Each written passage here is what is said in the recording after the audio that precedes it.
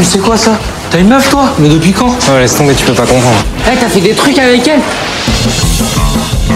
Putain, mais il est plus moche que nous lui, non? Mais tu rigoles, sa tête de cul de l'univers ce mec. Putain, vas-y, je vais me suicider là.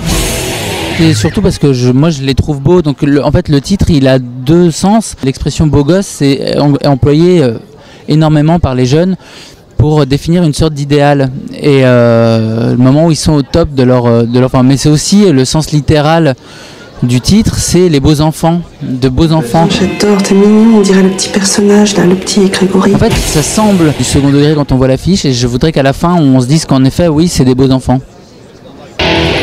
Tu veux sortir avec moi? Enfin, je t'aime. Hein, quoi, répète? Je suis amoureuse de toi. Mais t'es ouf, t'as eu ta gueule, t'as un boudin. Oh la pauvre meuf. Je voulais pas dire il y a des bons comportements et des mauvais comportements.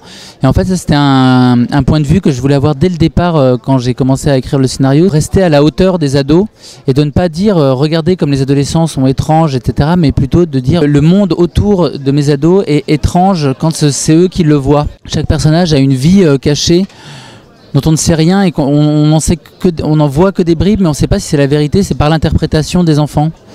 Et c'était un truc que je voulais, par exemple le professeur de SVT, il est montré à travers le regard des gamins comme étant une sorte de mec inquiétant, semi-pervers, alors qu'en fait c'est un dépressif, on sait rien de sa vie quoi. C'est le point de vue qui fait la façon dont on voit les choses. Salut, ça va?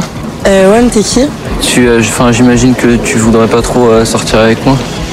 Non. Tout le monde est logé à la même enseigne et par exemple mon héros Hervé il se fait humilier tout le temps et à la première occasion d'humilier quelqu'un il la saisit tout de suite quoi pour se faire transmettre la violence qu'il y a autour de lui quoi. Il est complice de ce qui lui arrive d'une certaine façon quoi. Moi j'adore Supergrave et alors parce qu'on me dit que ça rappelle Supergrave et alors Supergrave c'est un technicien du film qui me l'a prêté pendant le tournage en me disant regarde ce que ça ressemble un peu, c'est un peu le même genre de truc et tout.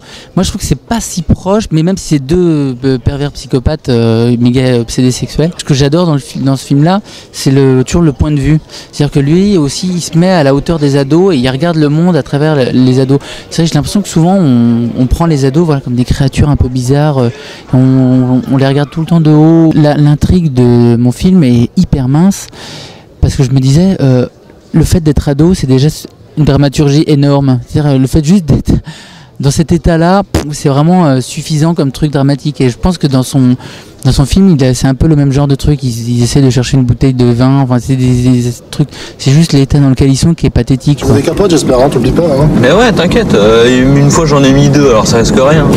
Ouais, exactement. J'avais envie de faire un film sur les émotions des adolescents en fait et donc je voulais mélanger les ados d'aujourd'hui avec ceux de mon époque dans les années 90 et c'est pour ça que la musique est un peu électronique avec des sons de synthé bizarres parce que c'était les musiques de jeux vidéo que j'écoutais quand j'étais gamin, donc j'ai voulu faire un grand mélange pour me recréer un univers en fait. Je pense que c'est peut-être un reste de dessinateur de BD, c'est-à-dire que je voulais une logique propre à mon film qui, même si ça parle du monde d'aujourd'hui, il y a des références à la culture d'aujourd'hui, mais je voulais pas faire un truc avec des téléphones portables et des MSN et des trucs comme ça. Oh, je jouais.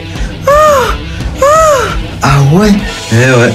T'es sûr? Mais elle a dit. Ouais, les deux le groupe d'ados un peu exclus là, j'aurais pu être copain avec eux. Mais moi j'étais vachement moins entreprenant en fait, j'étais beaucoup plus timide et inhibé. Donc si j'avais raconté ma vie dans le film, ça aurait pas été très intéressant. Ça aurait été un peu des longs plans en noir et blanc sur un mec qui bouge pas. Vraiment que ça aurait pu être marrant. Ouais, avec mon film, elle se porte très très bien. Tu peux baisser ta musique de rap là? Mais putain, frappe, merde là. Dans ta chambre, je frappe. La salle de bain, c'est pour nous deux. Tu sais quoi? Tu te masturbes?